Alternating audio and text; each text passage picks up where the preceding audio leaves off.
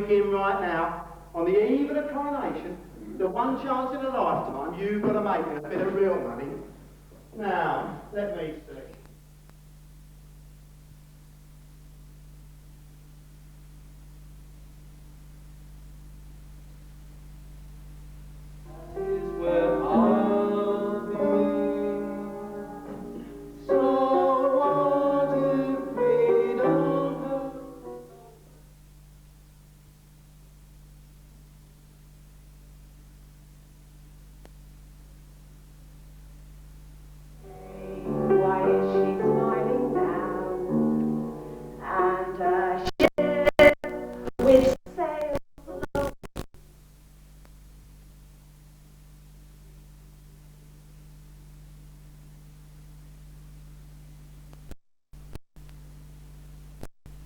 But none at all.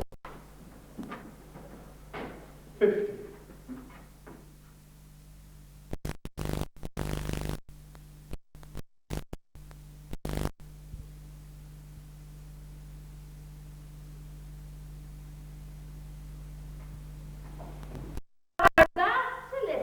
To an opera for beggars, conceived as it was with so much splendour as only beggars can imagine. Nevertheless, it was so cheap that even beggars can afford it. So it was called the Threepenny opera. Now the shop has teeth like razors, and he shows them in a fight.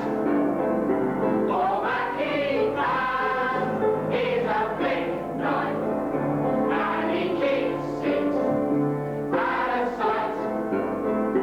And the sharp's fin turns to crimson any time that bloody shed on the keeper's just his white gloves, but on them there is no red.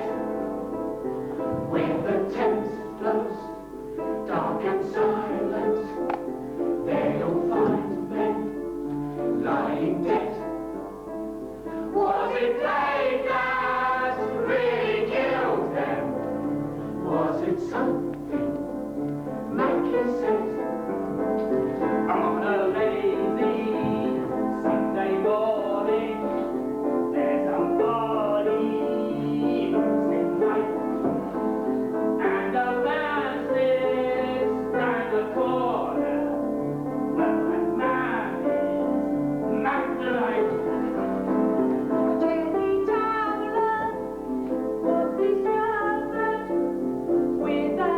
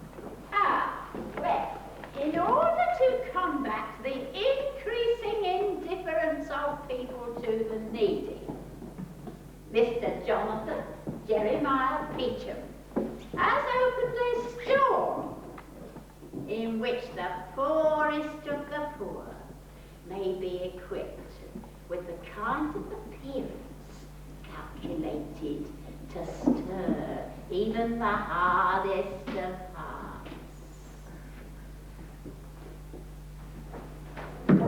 Awake!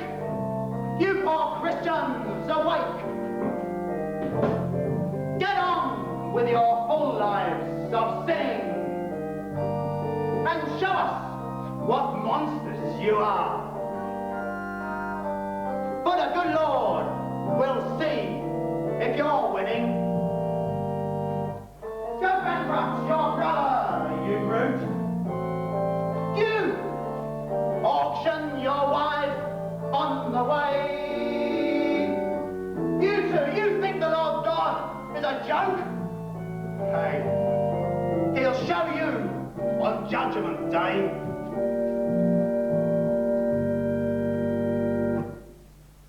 My job is one of the most difficult in the world.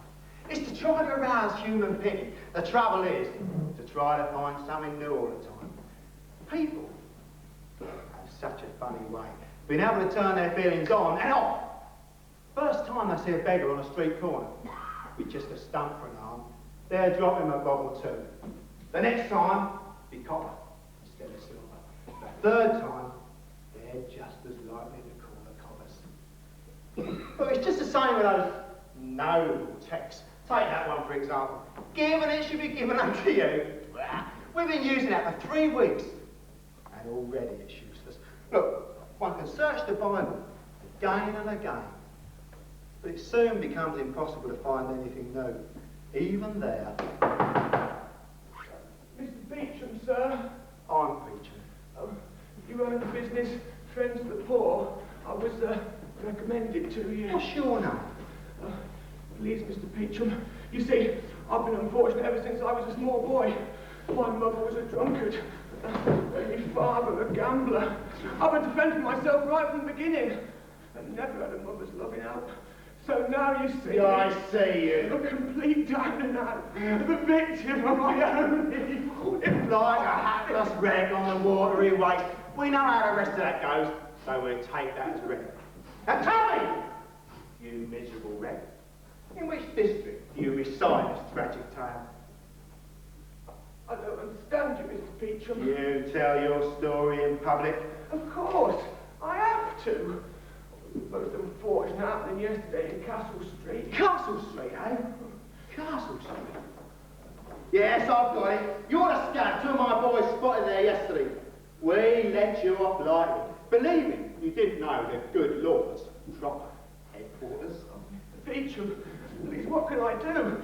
The gentleman yesterday gave me a really nasty thrashing, and they gave me your business card. I take my coat off. You can see the terrible wheels. Oh, I should hope so too. Otherwise, my boys weren't doing their job properly. You got off very lightly. Look, the city here is divided into 14 districts. Anyone wanting to beg anywhere in this area has to have a licence. From Jonathan, Jeremiah Peacham and Company. Why, if it weren't for that, anyone could go begging.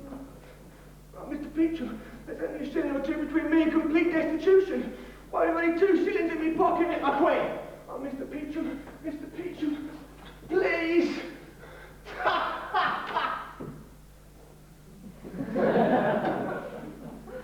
10 shillings.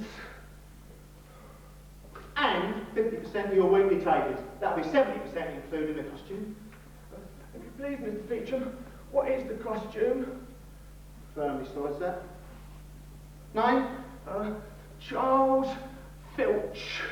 Right. Mrs. Peacham! Mrs. Filch, here at the top half of Baker Street.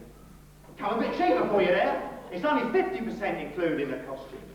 You would want to begin right now. On the eve of the coronation, the one chance in a lifetime you've got to make it a bit of real money. Now, let me see. Outfit C for you, I fancy. What's all that? That's the 5 basic types of human misery. Most like the touch of the human heart. The sight of them brings about that unnatural state of mind where people are actually willing to part with their money. Take this one for example. Look, victim of the growth of modern industry, the cheerful criminal. Oh, look, one of her arms, completely useless. Next model, war casualty. Can't stop twitching. That really annoys the passers-by. But then, the sight of her medals softens them up again. The third model, victim of modern industry. Blind, heartbreaking, most effective. My God, he feels pity. Just look at you. You'll never make a beggar in a million years. He's only fit to be begged from. Yeah, you are only fit to be begged from. You feel the way the beggars should feel. So it'll have to be outfit 4 for you. Oh.